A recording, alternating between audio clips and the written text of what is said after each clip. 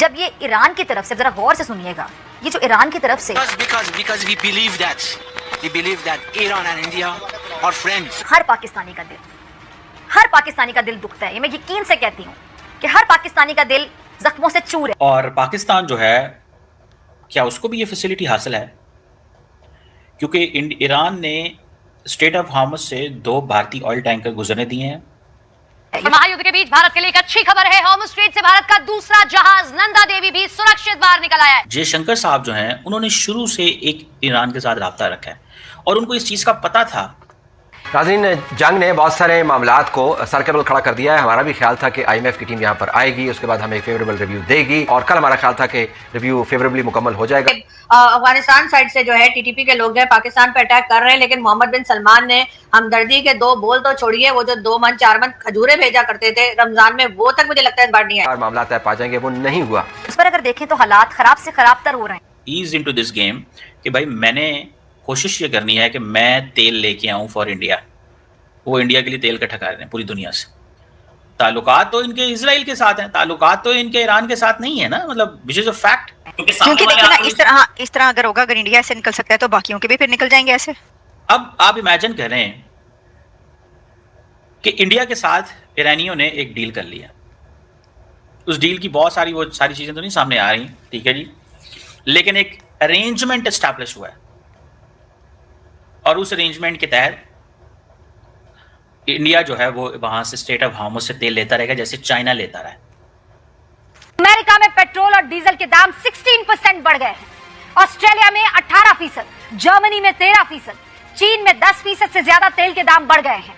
हमारे देश भारत में पेट्रोल और डीजल के दाम में कोई बदलाव नहीं हुआ। ईरानी जो एम्बेसडर है इंडिया के अंदर, वो कह रहे हैं कि इंडियन वेसल जो है वो स्टेट से पास कर जाएंगे, they will pass through all the strait of Hormuz, और वो इंडिया पहुंच रहे हैं। और अगर हरमूज से हमें ऑयल की फराहमी नहीं होती तो ऑयल की प्राइसेस तो मजीद बढ़ेंगी। अभी तो 55 रुपए इन्होंने बढ़ाए हैं, लेकिन वो मजीद बढ़ा देंगे। भारत, अब ईरान, तीनों ममालिक से, तीनों सरहदों पे अगर ताल्लुकात अबतर हैं, हम इन चैलेंजेस का कैसे मुकाबला कर सकते हैं फिर?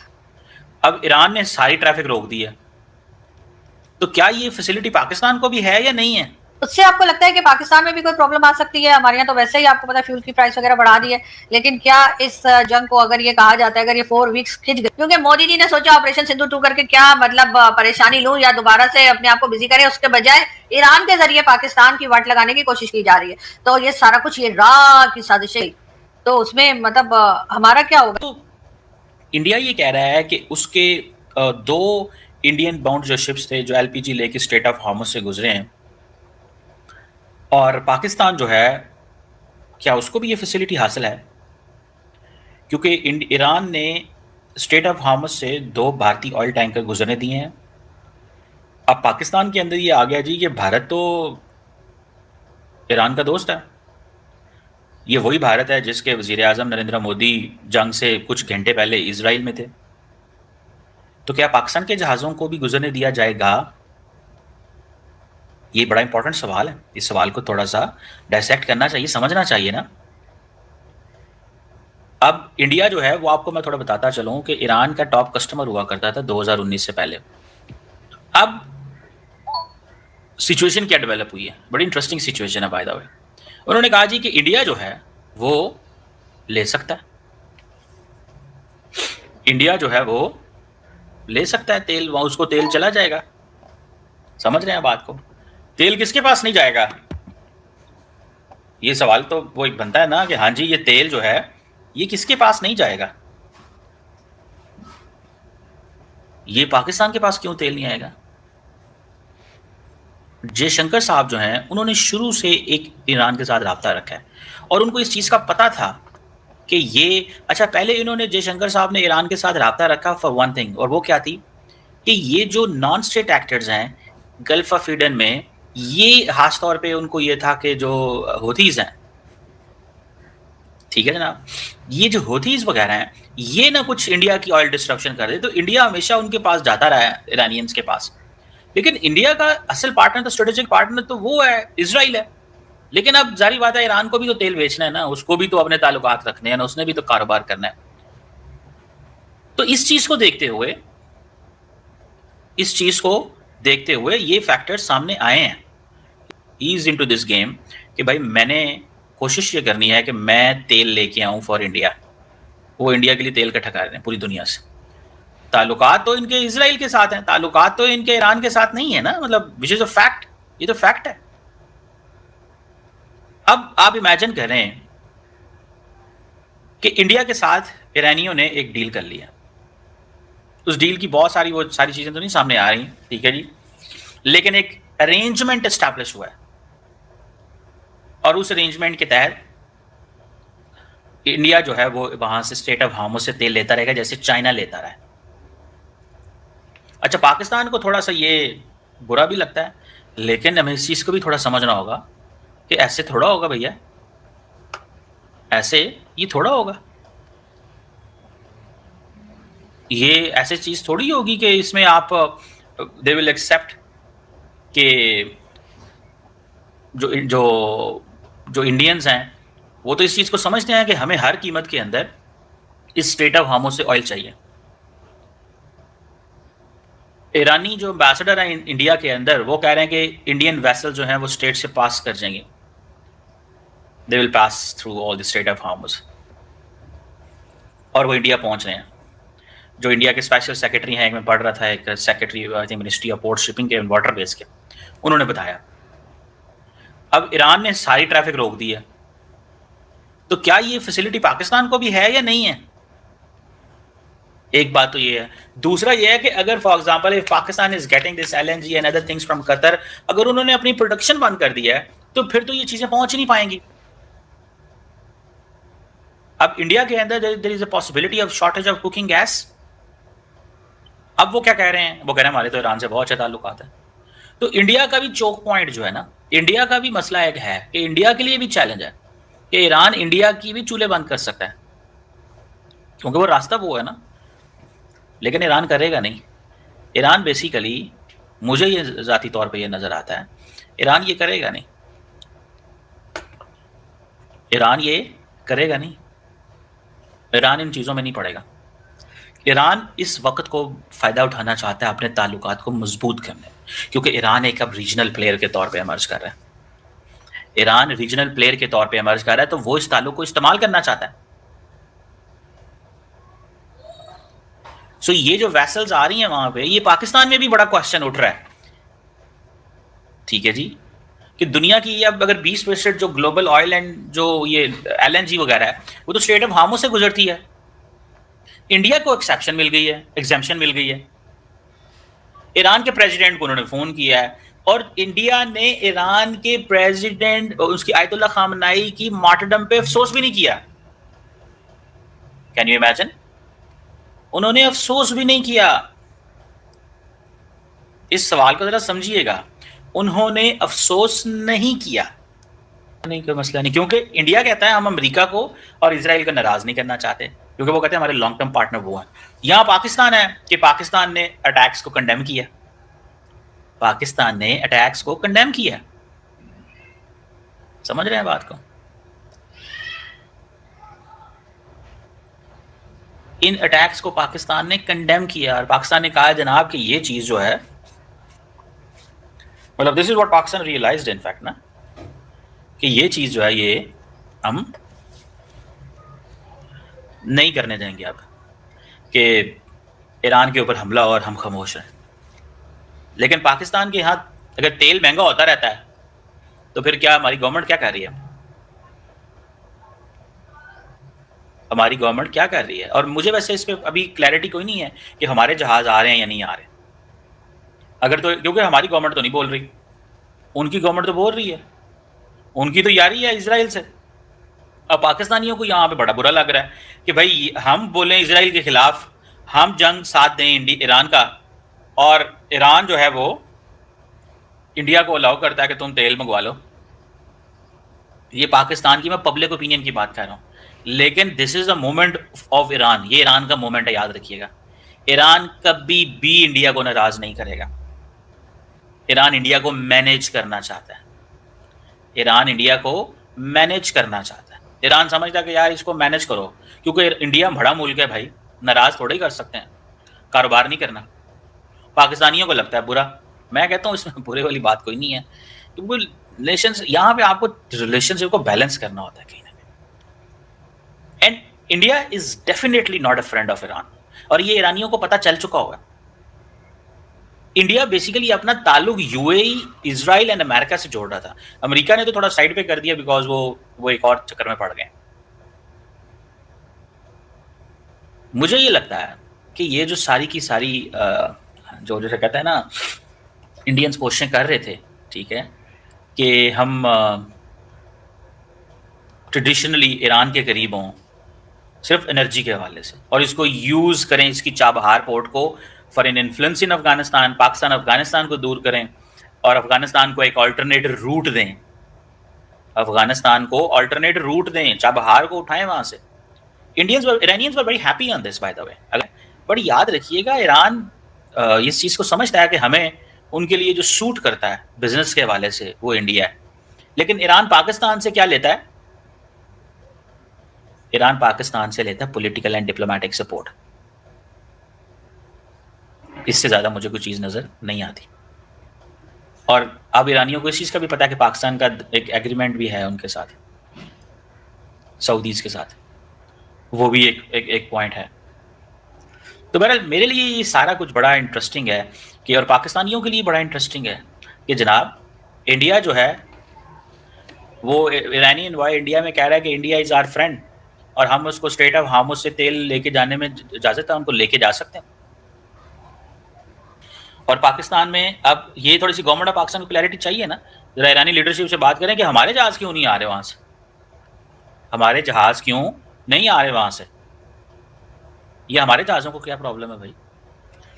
ये पाकिस्तान को थोड़ा सा इस पर करनी चाहिए बात, मुझे तो ये नज़र आता है, क्योंकि ये जंग जो है लंबी है, याद रखिएगा। और अभी मैं आज पढ़ रहा था कि पाकिस्तान की गवर्नमेंट है वो 23 अरब रुपये सब्सिडी की मद में और कुछ इस तरह की चीज़ों में वो दे रही है। तो भाई अगर ये इसी तरह चलता रहा तो गवर्नमेंट सब्सिडी एक दफ़ा दे देगी, दूसरे हफ्ते दे देगी, तीसरे हफ्ते दे देगी, फिर उसके बाद क्या होगा? फिर उसके बाद तो सामने आना पड़ेगा ना। पैसे तो इतनी देर गवर्नमेंट सब्सिडीज़ नहीं दे सकती, गवर्नमेंट के पास पैसे नहीं होते। गवर्नमेंट और फिर हम IMF प्रोग्राम के अंदर भी हैं, हम IMF प्रोग्राम के अंदर भी हैं। IMF हमें मना करता है कि आप ऐसा नहीं कर सकते भाई साहब।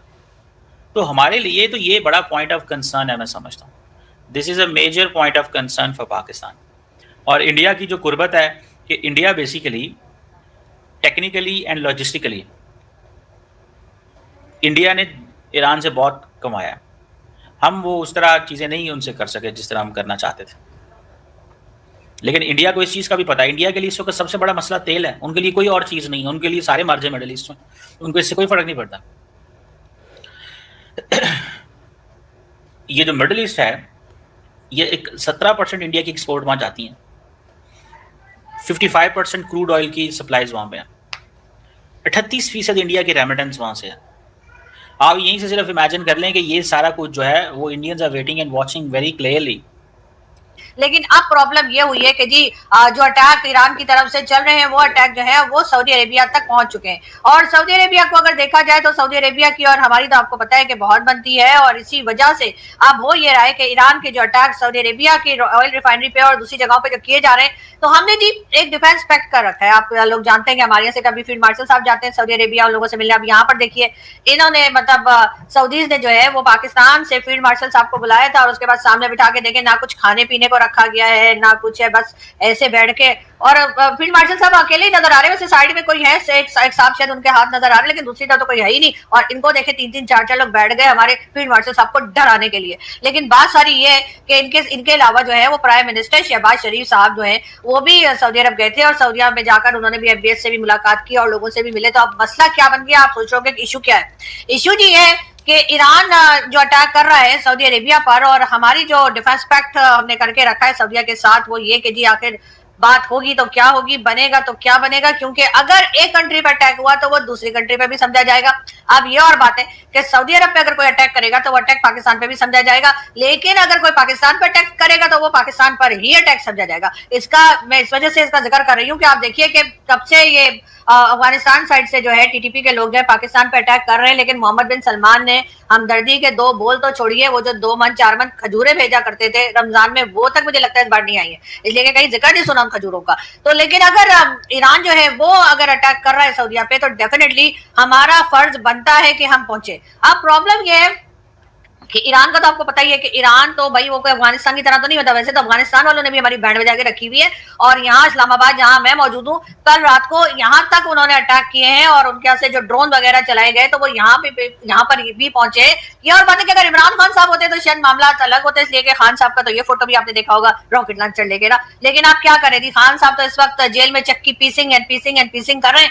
तो बात सारी ये कि अब जो अफगानिस्तान है जी, उसने तो यहाँ इस्लामाबाद तक अटैक कर दिया, और उसके बाद हमारे 2-4 दोस्तों ने पूछा कि भाई क्या हुआ, खैरियत थी, ये वो, 1-2 ने तो पूछने की भी जरूरत नहीं समझी, और 2-1 ने ट्विटर पे लगा दिया कि जी इस्लामाबाद पे अफगानिस्तान ने अटैक किया है, तो क्या हो रहा है, क्या अपडेट्स है, सब खैरियत है, कोई पाकिस्तानी आके बता दे। ऐसे ऐसे ट्वीट्स लगा रहे हैं बैठ के, मतलब, और जिसे कहते हैं ना जले पे नमक छिड़कने वाली हरकतें हमारे भारतीय दोस्त कर रहे हैं। और एक से तो मैंने पूछा कि भाई आपने तो खैरियत ही नहीं पूछी, वो कहने लगे हमने आपका चैनल लगाया तो आप नजर आ रही थी तो हमें लगा कि आप जिंदा है। मैं कहा चलो ये भी अच्छा हो गया, लेकिन खैर आप जी अभी अफगानिस्तान की हम बात नहीं कर रहे, अफगानिस्तान की बात बाद में करेंगे। लेकिन बात सारी ये कि अगर हम ईरान की बात करें तो ईरान जो है वो पाकिस्तान के ऊपर अगर नाराज हो गया, यानी कि अगर हमने सऊदी अरबिया के लिए हमने ईरान से पंगे लिए और कहा कि सऊदीया से जाहिर हमने पैसा पकड़ रखा है और डिफेंस पैक किया है, तो फ्री में तो नहीं किया होगा ना, there is no free lunch. तो जी हाँ, हमारा कोई फ्री लंच नहीं होता, तो इसीलिए हमने जो पैसा पकड़ रखा है सऊदीया से, ये आगे भी लेने का इरादा रखते हैं, और जो 5 बिलियन हमने उनके यहाँ पर दबा रखे हैं जो हम वापस ही नहीं कर रहे, और साथ ही साथ कह रहे हैं $5 बिलियन का हमें फ्यूल भी दे दो।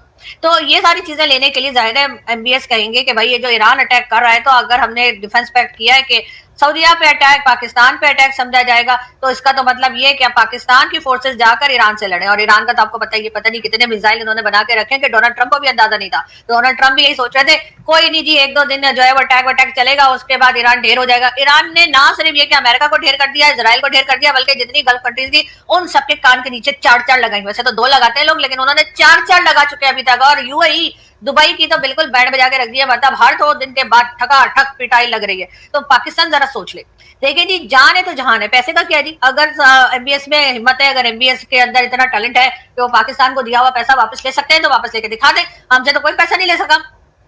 चाइना को देख ले, शी जिनपिंग ने मीडिया से बात करनी ही छोड़ दी है, शी जिनपिंग ने नजर आना ही छोड़ दिया। मैं तो शक्ल ही भूल गई उनकी कैसी थी, लेकिन क्योंकि वो बाहर ही नहीं आ रहे, वो कह रहे जी हमें इन्होंने जो है सीपैक के नाम पर इतना पैसा, इतना डॉलर हमसे पकड़ रखा है। और उसके बाद वासिम सलीम बाजवा जी, वही पिज्जा वाले भाईजान, वो भी मतलब पैसा खा के भाग गए, और भी सब लोगों ने जो है खूब हाथ साफ किया चाइना से, और चाइना का पैसा खा खू के सब लोग इधर उधर हो गए। तो जाहिर है जब चाइना नहीं ले पाया, जबकि चाइना बड़ा फेमस है जी, कहा जाता है अगर चाइना का पैसा कोई खा जाए तो चाइना उनकी जमीन खा जाता है। चाइना हमारी जमीन तो क्या, हमारे साइड पे एक ईंट तक नहीं खा पाया है। लेकिन यही बात अगर एमबीएस के लिए मैं कहूं कि वो अगर ये सोच रहे कि उनके $5 बिलियन हमारे पास हैं, और वो $5 बिलियन को रखने के लिए हम जो है जाकर ईरान के साथ झगड़ा शुरू कर देंगे, तो जी अल्लाह ने हमें अक्ल दी है। ये और बातें कि हम इस्तेमाल बहुत कम करते हैं, अपना दिमाग खर्च ही ना हो जाए ना। लेकिन हाँ, ये जरूर है कि अगर ईरान को शक भी हो गया, और ऐसा मोदी जी कर सकते हैं, अगर मोदी जी ने जाकर ईरान के कान में कह दिया, ईरान के लोगों को कॉल करके, तो आपको पता है ये पाकिस्तान वाले ना सऊदीया के साथ मिले हुए और आपके ऊपर अटैक करने वाले, क्योंकि मोदी जी ने सोचा ऑपरेशन सिंदूर 2 करके क्या मतलब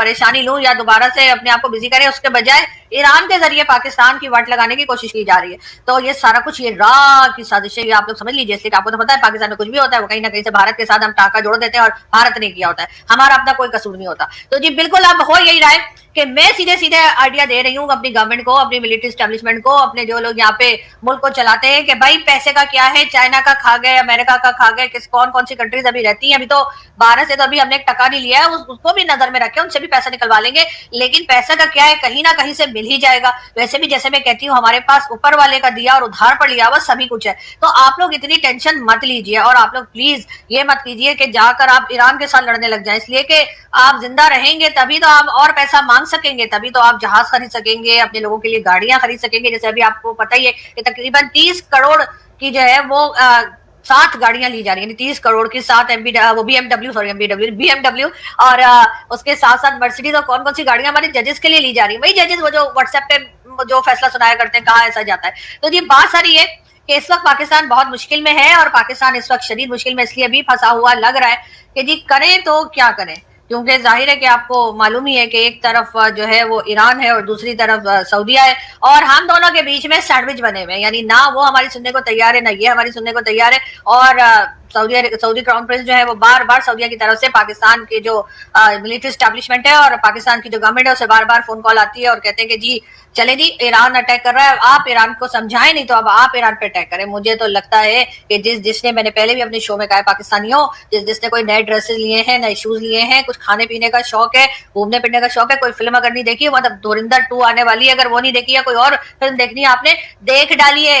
कोई पता नहीं कब ईरान के मिसाइल इधर आने शुरू करते। अभी फिलहाल तो खैर वो अफगानिस्तान वालों ने तमाशा लगा के रखा हुआ है। तो दोस्तों जैसा कि आपने क्लिप में देखा कि भारत के जहाज ना मतलब कि स्ट्रेट ऑफ हॉर्मुज से ना मतलब कि दंदनाते हुए निकल रहे हैं। भारतीय झंडा जिस शिप पे भारतीय झंडा लगा हुआ है ना उसको ईरान भी नहीं छू सकता। ये है भारत की ताकत, ये है आज के भारत की ताकत। जो प्राइम मिनिस्टर मोदी जी मतलब कि दूसरे देशों में जाके मतलब कि दौरे कर रहे थे ना, और दूसरे जो हमारे भारतीय लोग बोल रहे थे कि भाई साहब कि क्या बोलते हैं प्रधानमंत्री नरेंद्र मोदी मतलब इतने दौरे क्यों कर रहे हैं भाई साहब, ये तो घूमने वाले हैं, टूरिस्ट वाले प्राइम मिनिस्टर हैं, तो भाई साहब ये तो बस घूमने के लिए आए हैं। लेकिन भाई वो उनको पता था, भारत को पहले से ही पता था कि भाई ऐसी सिचुएशन आने वाली है, पूरी दुनिया में ऑयल क्राइसिस बढ़ने वाले हैं। ठीक है भाई साहब, पाकिस्तान जैसे मुल्क तो बिल्कुल तबाह हो जाएंगे। ठीक है भाई साहब, हम भी एनर्जी पर बहुत ज़्यादा रिलायबल हैं, इसलिए हमें कनेक्शन बनाने पड़ेंगे। ठीक है भाई साहब, आज पूरी दुनिया में भाई साहब अमेरिका ले लो, ब्रिटेन ले लो, फ्रांस ले लो, मतलब कि वेस्ट पूरा उठा लो। ठीक है भाई साहब, एशिया में कितने देशों को उठा लो भाई साहब, वहाँ सब जगह पे भाई साहब ऑयल क्राइसिस हो गए हैं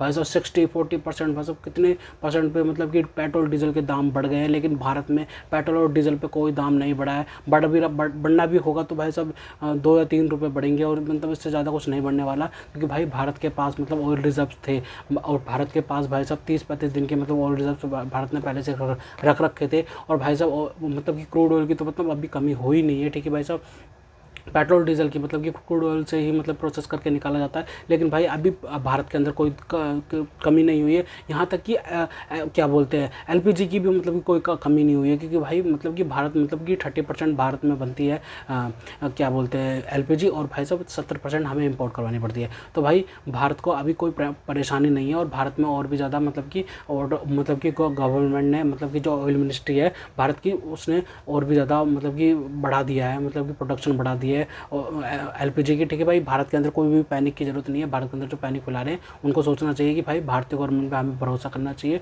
भारतीय गवर्नमेंट की सुननी चाहिए। रही बात हॉर्मज़, स्ट्रेट ऑफ हॉर्मज़ की, वहाँ पे भाई भारत के जहाज़ मतलब कि 3 जहाज़ अभी तक निकल चुके हैं वहाँ से भारत के, और कोई परेशानी नहीं हुई भारत को वहाँ से निकलने में। ठीक है भाई, भारतीय जो शिप्स के कैप्टन है भाई साहब इतने इंटेलिजेंट हैं वो, मतलब कि उनको पता है कैसे इस सिचुएशन को टैकल करना है। भारत का जो तेल है, कच्चा तेल है, एलएनजी है, वो भारत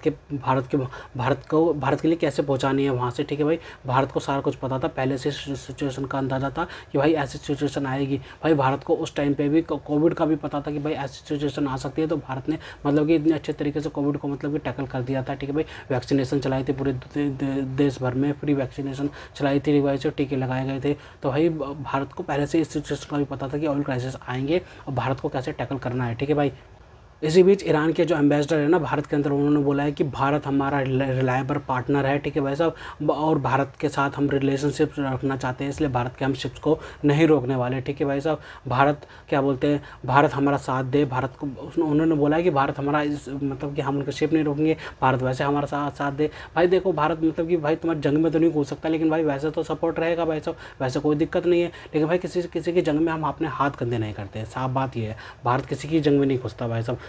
रशिया और यूक्रेन की जंग में भी हमने भाई किसी का कोई सपोर्ट नहीं करा। ठीक है भाई, रशिया तो वैसे भी कोई सपोर्ट चाहते नहीं था। रशिया तो वैसे भी भाई तो मतलब कि खुद इतना ताकतवर है कि भाई साहब उसको कोई सपोर्ट की जरूरत नहीं है। वैसे ही अब ईरान में हम कोई सपोर्ट नहीं करने वाले, क्योंकि भाई साहब मतलब कि ईरान चाह रहा है कि भाई भारत हमारी भी मदद करने आ जाए, लेकिन भाई ईरान के पास कोई चारा नहीं है, भारत को नाराज़ नहीं कर सकता तो ईरान भी, इसलिए ईरान भाई भारत के साथ मिल गया और भारत को मतलब कि क्या बोलते हैं भारत के लिए मतलब कि रूट खोल दिया। भारत का जो भी एलएनजी और कच्चा तेल है ना वो आराम से निकल सकता है भारत के लिए। इसी बीच रशिया ने भी मतलब कि डिस्काउंटेड रेट पर मतलब कि एलएनजी प्रोवाइड करने के लिए भारत को बोल दिया। रशिया ने बोल दिया है कि भारत हमारी जो एलएनजी है वो भारत की तरफ, भारत के लिए हम पहुंचा देंगे। ठीक है, शिप्स के द्वारा। ठीक है भाई, भारत को कोई टेंशन लेने की जरूरत नहीं है, डिस्काउंटेड रेट पे देंगे भाई साहब। रशिया तो भाई साहब किसी भी संकट टाइम पे होना है भारत के साथ में मतलब खड़ा हो जाता है भाई साहब, और कहता है कि भाई भारत हमारा दोस्त है, भाई भारत के लिए हम कुछ भी करने के लिए तैयार है। दूसरी तरफ सऊदी अरेबिया पे भाई साहब लगातार ईरान के हमले हो रहे हैं भाई साहब, जिस कंट्रीज़ पर मतलब ईरान जिस तरह से हमला कर रहा है। लेकिन भाई एक बात की दाद देनी पड़ेगी भाई साहब, जिस कंट्रीज ने पेशेंस रखा है, पेशेंस नहीं होता तो भाई साहब मतलब कि भाई जिस कंट्रीज अगर रिटेलिएशन पे आ जाती तो भाई साहब ईरान के साथ युद्ध छुड़ जाता। और भाई साहब क्या बोलते हैं तीसरे विश्व युद्ध की ओर हम बढ़ सकते थे। लेकिन भाई साहब जिस कंट्रीज़ ने मतलब कि भाई मतलब कि बहुत ज़्यादा ऐसा सऊदी अरब ने मतलब कि पेशेंस रखा है ना कि भाई साहब मतलब कि भाई चलो अटैक कर रहा है भाई साहब वो क्या बोलते हैं ऑयल टैंकर्स को मतलब कि आराम को जैसी बड़ी कंपनीज़ को मतलब कि हिट कर रहा है भाई ईरान, तो भाई उस वजह उसमें भी पेशेंस रखा है सऊदी अरब में भाई साहब, और कतर ने भी रखा है, कुवैत ने भी रखा है, ठीक है भाई साहब। इन सब कंट्रीज़ ने मतलब कि भाई साहब यहाँ तक कि भाई UAE ने भी बहुत पेशेंस रखा है कि भाई कोई काउंटर अटैक नहीं करा जा रहा है, ठीक है भाई साहब, इन जिस कंट्रीज़ के द्वारा। मतलब ये बहुत अच्छी बात है पूरी दुनिया के लिए, क्योंकि भाई अगर ये भी घुस जाती है इस जंग में तो भाई साहब पूरी दुनिया मतलब कि एक जंग के चपेट में आ जाएगी। और भाई सबसे ज़्यादा भाई साहब ऑयल का क्राइसिस जो है ना भाई साहब वो पूरी दुनिया पे चढ़ जाएगा भाई साहब, बात तो यही है। क्योंकि भाई जब 1973 में मतलब कि जो जंग हुई थी ना भाई साहब इजराइल और अरब देशों के बीच में, तो भाई साहब उस टाइम पे मतलब कि उस टाइम पे ऑयल जो था ना मतलब कि भाई वो ऑयल 15 क्या बोलते हैं $3 प्रति बैरल से लेकर 12 प्रति बैरल पे आ गया था, ठीक है भाई साहब। उसके बाद 1990 में भाई साहब और भी ज़्यादा मंदी हो गई थी भाई साहब, ठीक है भाई। और उसके बाद भाई 2008 में, फिर 2011 में, और उसके बाद 2022 में जो क्या बोलते हैं ये मंदी हुई है, क्या बोलते हैं रशिया और यूक्रेन की जंग की वजह से भी मतलब कि 63% ऑयल के रेटों में मतलब कि बढ़ोतरी हुई थी।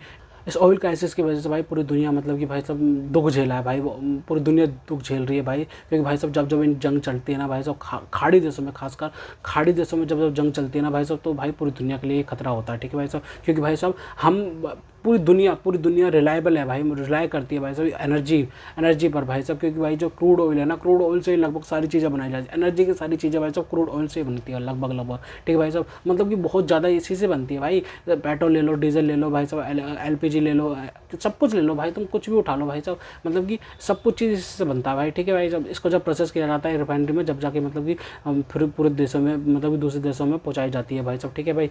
और भाई साहब ये बहुत ज़्यादा इकोसिस्टम है, ये पूरी दुनिया का इकोसिस्टम है, बहुत बड़ा इकोसिस्टम है भाई, जो कि भाई साहब पूरी दुनिया में चलता है। और ये जो स्टेट ऑफ हॉर्मस वगैरह बना रखे हैं ना, ये रूट्स है भाई साहब, मध्य पूर्वी के देशों की तरफ भी है, ठीक है भाई साहब, वेस्ट की तरफ भी है, और ये मिडिल ईस्ट की तरफ भी ये रूट है, ऐसा रूट बना रखे हैं जहाँ से भाई साहब ऑयल शिप्स निकलती हैं और जो दूसरे देशों को प्रोवाइड की जाती हैं। तो खैर तो दोस्तों अगर आपको हमारी वीडियो पसंद आई तो कम से कम व्हाट्सएप पर जरूर से कीजिएगा, साथ साथ चैनल को सब्सक्राइब करके हमारा मनोबल जरूर बढ़ाएगा, ताकि हम आपके लिए ऐसे ही मनोरंजन वीडियो बनाते रहें। तो गाइस मिलते हैं आपसे अगली वीडियो में, तब तक के लिए जय हिंद।